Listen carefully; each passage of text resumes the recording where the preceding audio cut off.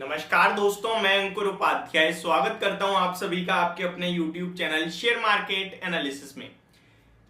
दोस्तों यहां पे मैं आप सभी के साथ बात करूंगा भारतीय बाजार के बारे में, आपकी पोर्टफोलियो के बारे में एंड क्या इक्विटी मार्केट एक बड़ी गिरावट के लिए तैयार हो रहा है, क्या संकेत आ रहे हैं, इन्फ्लेशन, रेट हाइक्स एंड ये जो क्राइसिस अभी रिसेंट डेज में अमेरिका में हुआ है एसवीपी यानी सिलिकॉन वैली बैंक में, ये सारी डिटेल्स आपके साथ अगले 5 मिनट में कवर करने वाला हूं। तो चलिए स्टार्ट करते हैं बिना किसी देरी के एंड वीडियो को आगे बढ़ाते हैं। सबसे पहले बात करते हैं मार्केट गिर क्यों रहे हैं। तो सबसे पहले मार्केट गिरने के पीछे का रीजन था रेट हाइक, बढ़ता इंटरेस्ट रेट, इन्फ्लेशन का डर और रिसेशन की चिंता।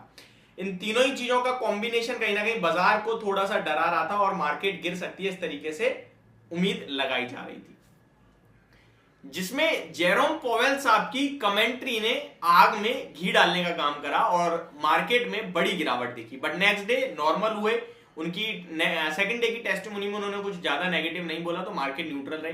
लेकिन फिर एक सरप्राइज आता है बाजार में, बड़ा सरप्राइज, शॉक कह सकते हैं आप, सरप्राइज नहीं शॉक, जो कि एसवीपी सिलिकॉन वैली बैंक जो कि पूरी तरीके से खत्म हो गई। 60% सिंगल डे में गिरा उनका स्टॉक। क्यों गिरा? जो उन्होंने लॉसेस करे थे उनके कवर करने के लिए, अपनी पास पैसा जुटाने के लिए उन्होंने अपने बॉन्ड्स की बिकवाली करी और बॉन्ड्स की बिकवाली में अराउंड उन्होंने 15,000 करोड़ के करीब का लॉस करा, अगर इंडियन रुपीस के हिसाब से बात करें। सिर्फ इतना ही नहीं, आगे भी और बॉन्ड्स की बिकवाली या फिर स्टॉक्स की बिकवाली कर सकते हैं क्योंकि ये भी पैसा कम नहीं पड़ेगा।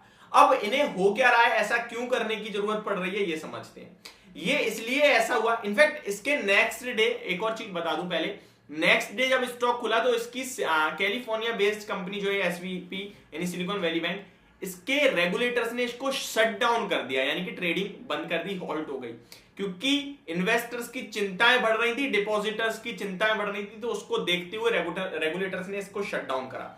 अब ये हुआ क्यों? तो ये एक ऐसी बैंक है जो कि ऑलमोस्ट 40 इयर्स से चली आ रही है और काफी बड़ा नाम है इसका। मैं आपको बता दूं, ये जो स्टार्टअप्स में पैसे लगाए जाते हैं उसका 44% रेवेन्यू इन्हीं का है, मतलब 44% पैसा इन्हीं का लगता है। यहां पे ये सामने आया कि जो स्टार्टअप्स में इन्होंने पैसा लगाया, ये मैक्सिमम लैंड करते हैं स्टार्टअप्स वाली कंपनीज को, न्यू टेक कंपनियां जो भी न्यू स्टार्टअप्स होते हैं उनको। तो यहां जो रेट हाइक्स हो रहे हैं उसकी वजह से ये स्टार्टअप, जिन जो नई नई कंपनियां, इनको प्रॉब्लम फेस करनी पड़ रही है, जिसकी वजह से वो कंपनीज कैश जनरेट नहीं कर पा रही हैं और उन्हीं का कैश इस बैंक में डिपॉजिट होता था, तो वो नहीं हो पा रहा है। तो इसकी वजह से ये बैंक कहीं ना कहीं बड़े खतरे में आ गई है। ये 2008 के बाद का सबसे बड़ा क्राइसिस माना जा रहा है। आपने लेमन ब्रदर्स वाला जो क्राइसिस देखा था 2008 में, बड़ी गिरावट हुई थी, ऑलमोस्ट 48% समथिंग मार्केट क्रैश हुए थे। तो क्या ये उसका स्टार्टिंग पॉइंट है? देखिए अभी लग तो नहीं रहा है और लगता नहीं है जब चीजें खराब होना लगती हैं। क्रेडिट स्विस भी कंटिन्यू गिरती जा रही है तो उसकी भी चिंताएं बढ़ रही हैं, वो कंटिन्यू लॉस पोस्ट कर रहे हैं, तो मे भी एक बड़ा क्राइसिस आने वाला है क्या, लेट्स सी। बट अगर आप भारतीय बाजार में लौट के आए और देखें तो देखिए यहां सबसे बड़ी परफॉर्मेंस जो आई है वो बैंकिंग से ही आई है। हाईएस्ट एवर प्रॉफिट पोस्ट करा है भारत की सबसे बड़ी सरकारी बैंक एसबीआई ने। आईसीआईसीआई बैंक, एक्सिस बैंक की बात करें तो यहां भी आपको मार्केट में बड़े प्रॉफिट बनते हुए दिखे हैं, 52 वीक हाई टच करते हुए दिखे हैं ये बैंक है। तो भारत में तो ऐसी कोई फाइनेंशियल स्टॉक्स में दिक्कत नहीं दिख रही है अभी तक। अब क्या बाजार गिरेगा? तो डेफिनेटली देखिए ग्लोबल मार्केट्स गिरेंगे तो भारतीय बाजार में गिरेंगे। बेशक प्रॉब्लम केवल यूएस में है, लेकिन आप देखिए पूरा एशिया पैसिफिक मार्केट गिरा है, पूरा यूरोप के मार्केट्स गिरे हैं और डाउ या फिर नेस्डेक या फिर यूएस पूरी मार्केट तो गिरी है। आप कोई भी मार्केट उठा के देख लो, एशिया से, यूरोप से या फिर यूएस, आपको सब जगह लाल निशान देखने को मिलेगा। मैं अपडेट दे देता हूं कौन कौन कितना कितना गिरा है एंड उसके बाद भारतीय बाजार के ऊपर आते हैं एंड बात करते हैं कि यहां कल के सेशन में कैसा ट्रेडिंग सेशन रह सकता है और आपको कैसे पोजीशन मेंटेन करनी चाहिए। निक्काई 1.5% से ज्यादा गिरा, हैंगसेंग 1.5%, सॉरी संगाई 1.5% गिरा, हैंगसेंग 3% की बड़ा cut, KOSPI 1% down, New Zealand flat, Nifty 1% गिरकर क्लोजिंग देता हुआ देखा, Malaysia 1% down, Taiwan 1.5% down.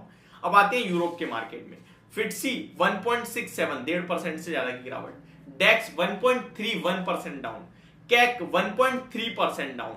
Europe की बात करें तो यूरो के स्टॉक्स की बात करें तो 1.35% डाउन, बेल्जियम की बात करें तो 2% डाउन, एम्स्टर्डम इंडेक्स की बात करें तो 1.25% डाउन। मतलब कहीं से कहीं तक आपको कोई भी हरा निशान नहीं दिख रहा है। यूएस में Dow Jones 1% down, Nasdaq 1.76% down, S&P 500 1.45% down, Russell 2000 3% का बड़ा क्रैश हुआ है। बैंकिंग इंडेक्स देखेंगे तो कल भी 3 से 5% तक घटते हुए देखिए आपने, थर्सडे को 8% का बड़ा क्रैक। तो ये आपको दर्शा रहा है पूरा कहीं ना कहीं जो पिक्चर है वो आपको क्लियरली दिखा रही है कि क्या गिर रहा है क्या नहीं गिर रहा। अब आते हैं भारतीय बाजार पे। तो देखिए निफ्टी की बात करें तो 17,400 के ऊपर क्लोजिंग आई है। 17,400 की बात करें तो यहां आपने पहले हाई लगता हुआ देखा था 18,040 रुपए के समथिंग का, ठीक है। उसके बाद मार्केट ने लो लगाया 17,250 के समथिंग का। इंट्राडे बेसिस पे बात करें तो मे बी 300 समथिंग का ही लगाया है। रिकवरी आई 17,800 तक। आपके साथ मैंने क्लियर कट व्यू करा था भाई, पॉजिटिव नहीं होना है, बेचना ही है। मेरे टारगेट 17,500 तक के थे, उसके नीचे निकला क्योंकि वो बैंकिंग क्राइसिस हो गया, वो आपको मुझे किसी को नहीं पता था। इनफैक्ट 17,550 तक की थे।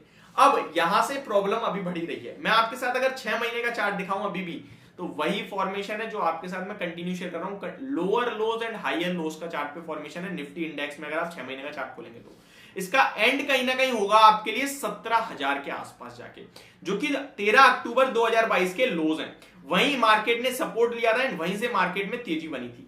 और ये लोअर लोज का फॉर्मेशन जो है वो वहां जाके पूरा राउंडिंग बॉटम हो जाएगा, सॉरी राउंडिंग टॉप हो जाएगा, और आपके लिए लो लग जाएंगे 17,000 समथिंग तक के। तो मार्केट में मुझे लगता है अभी आपको ओवर बुलिश नहीं होना चाहिए, कॉशियस साइड पर रहें। ट्रेडिंग में स्टॉप लॉस प्रॉपर रखें, चाहे वो लॉन्ग हो चाहे वो शॉर्ट हो। एंड इन्वेस्टमेंट में अभी छेड़खानी ना करें। स्टॉक्स को डेफिनेटली आप चेक कर सकते हैं कि अच्छे हैं या नहीं है। तो ये मेरी वीडियो, होप आपको समझ पसंद दोनों आई होगी। Thank you so much for watching this video. Have a great day guys.